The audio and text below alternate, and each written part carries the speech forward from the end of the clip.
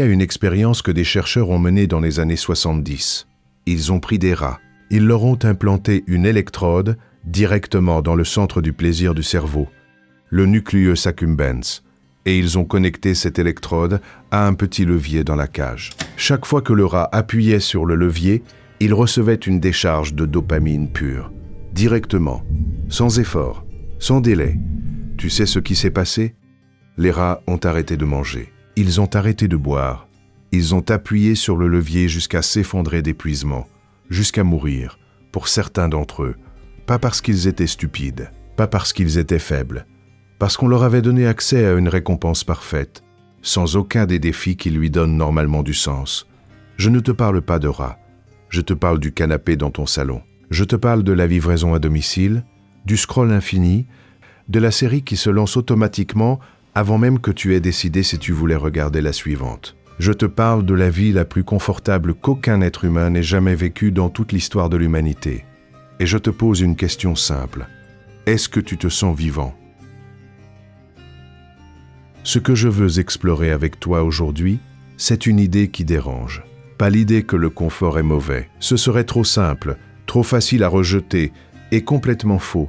L'idée que le confort, quand il devient le but, quand on organise toute sa vie autour de l'évitement de l'inconfort, se transforme en quelque chose d'autre, quelque chose qui ressemble à une cage dorée, confortable, climatisée, avec Netflix, mais une cage quand même. Les stoïciens avaient un mot pour ce que je décris. Ils appelaient ça molitia, la mollesse, pas la détente, pas le repos, pas le plaisir. La mollesse, l'état de quelqu'un qui a tellement fui la douleur qu'il a perdu la capacité de vouloir quelque chose qui coûte.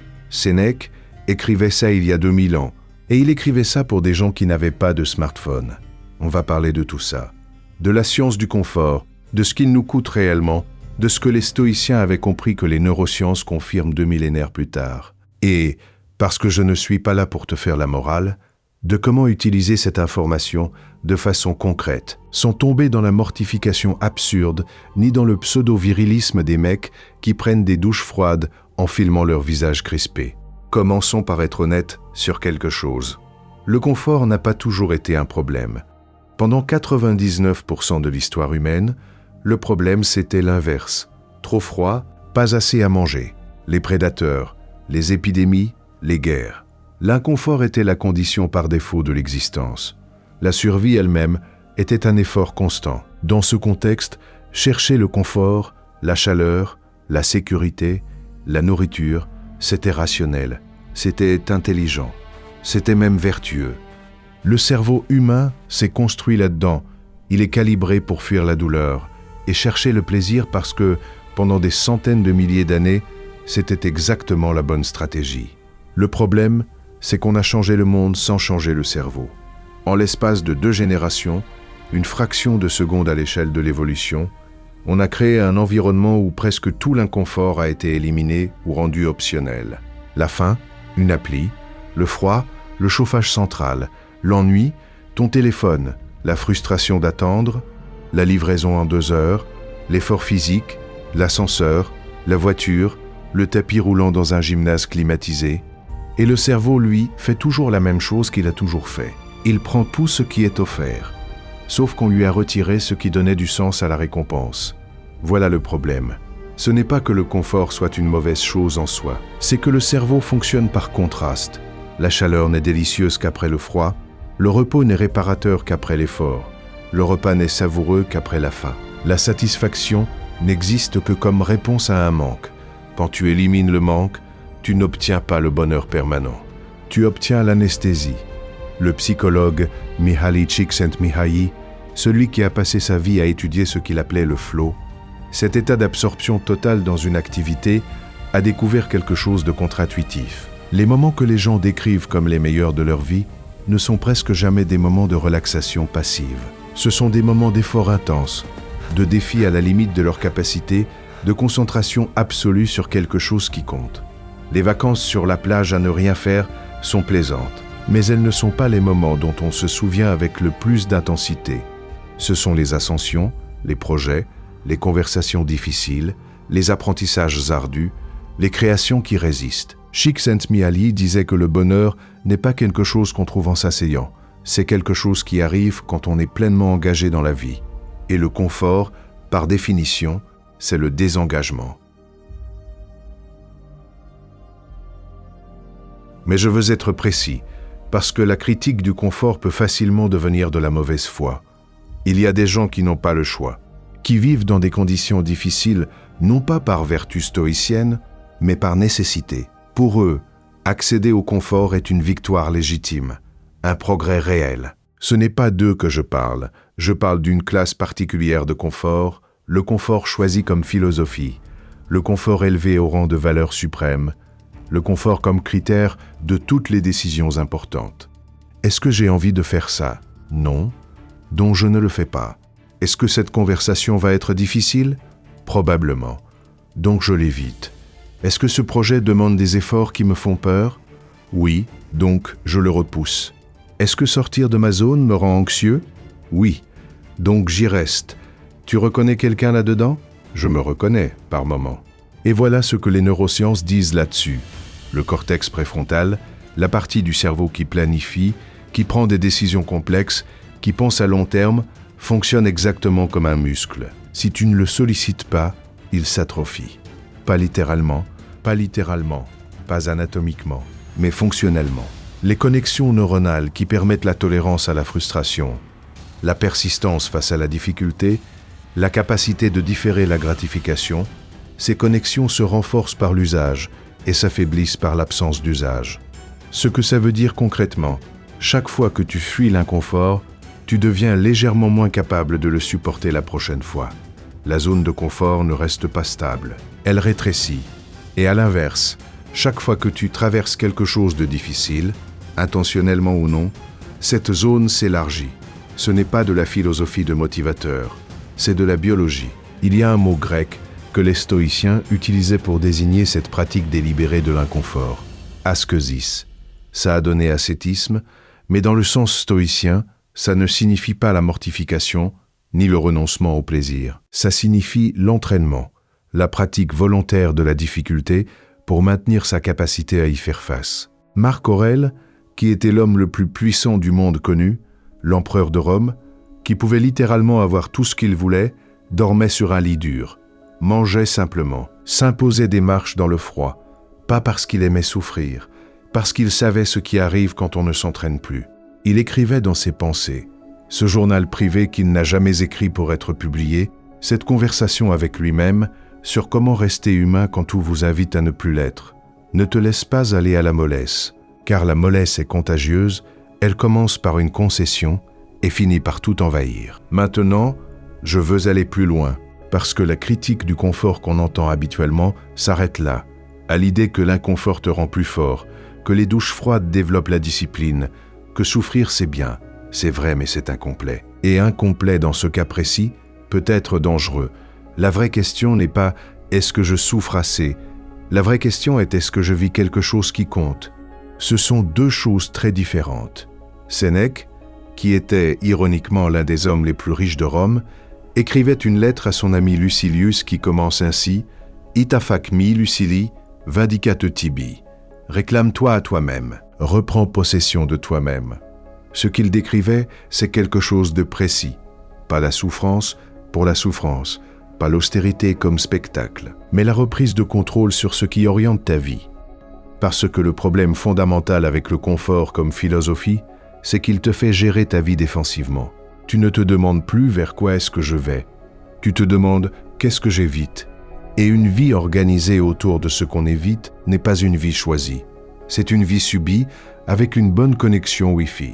Viktor Frankl, le psychiatre autrichien qui a survécu au camp de concentration et qui a passé le reste de sa vie à comprendre pourquoi certains survivent et d'autres non, avait une réponse très claire à cette question. Ce n'était pas la force physique, ce n'était pas la chance, c'était le sens. Ceux qui avaient une raison de survivre, un projet, quelqu'un a retrouvé quelque chose à terminer, résistaient à des conditions que les autres, objectivement plus solides, ne traversaient pas. Frankl en tirait une conclusion qui dérange. L'être humain peut supporter presque n'importe quel comment, s'il a un pourquoi suffisamment fort, et l'inverse est tout aussi vrai. Sans pourquoi, Même le comment le plus facile devient insupportable. C'est le paradoxe de la génération la plus confortable de l'histoire, qui est aussi l'une des plus anxieuses, des plus déprimées, des plus en manque de sens. On a résolu le comment de l'existence, comment se nourrir, comment se chauffer, comment se divertir, sans jamais vraiment travailler le pourquoi.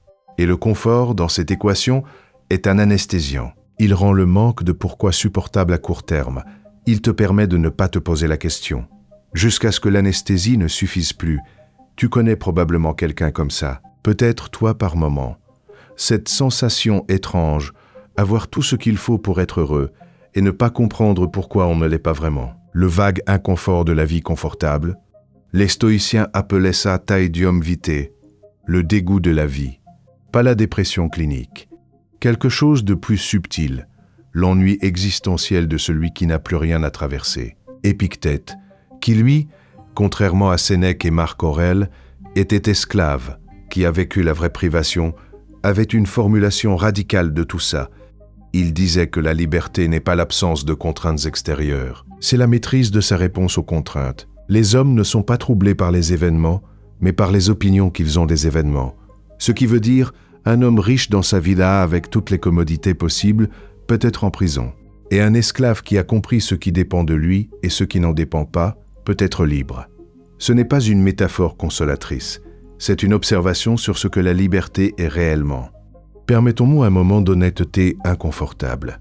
Il y a une version de la critique du confort qui est elle-même une forme de confort. Le mec qui prend des douches froides et filme ça. Celui qui se lève à 4 heures du matin et s'en vante. Celui qui fait du jeûne intermittent et ne peut pas passer un repas sans en parler.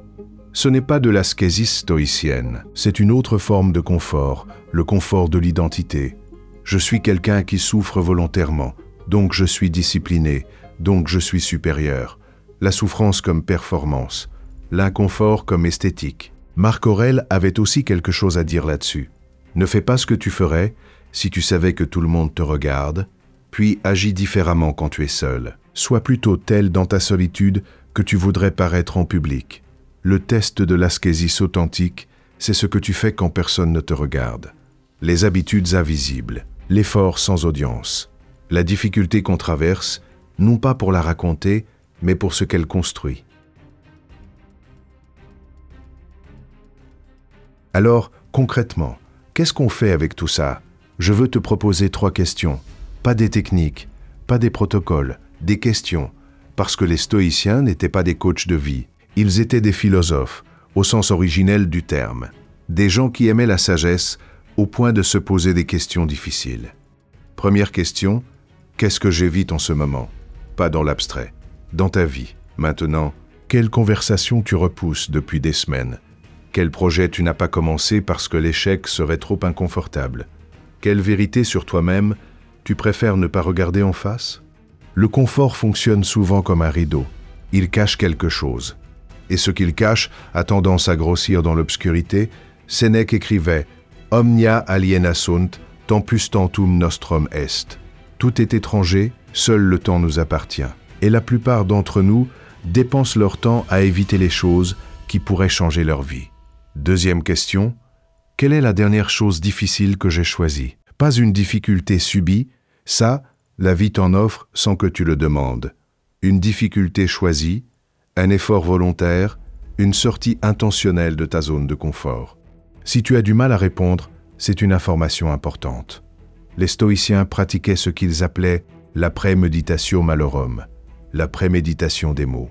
Ils s'imaginaient régulièrement confrontés à leur pire peur, non pas pour se torturer, mais pour s'y habituer, pour réaliser que la plupart des choses qu'on redoute sont traversables, que la douleur qu'on anticipe est presque toujours pire que la douleur réelle. Tu peux faire ça très simplement. Identifie quelque chose que tu évites par confort. Demande-toi, si je faisais ça, que se passerait-il réellement? Pas dans le pire scénario catastrophiste que ton cerveau invente réellement. Souvent, la réponse est « il ne se passerait pas grand-chose, et je survivrais, et peut-être que j'apprendrais quelque chose ». Troisième question, est-ce que ma vie est organisée autour de quelque chose qui compte? C'est la question la plus difficile et la plus importante, parce que le confort n'est pas un problème quand il est un moyen.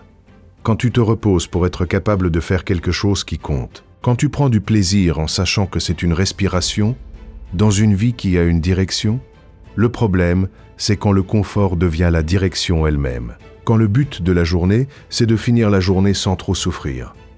Marc Aurèle se levait chaque matin, et on le sait parce qu'il l'a écrit pour lui-même, pas pour nous, en se répétant que la journée serait difficile, que les gens qu'il allait rencontrer seraient parfois ingrats, parfois idiots, parfois cruels, et il décidait quand même d'aller vers eux, quand même de gouverner, quand même de faire ce qu'il pensait juste. Pas parce que c'était confortable, parce que c'était ce qui comptait. Je veux finir avec une image.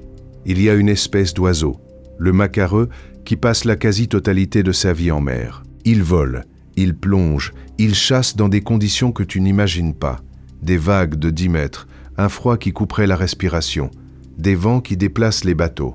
Quand les chercheurs ont analysé ce qui rendait les macareux différents des espèces d'oiseaux marins moins résistants, ils ont trouvé quelque chose de simple.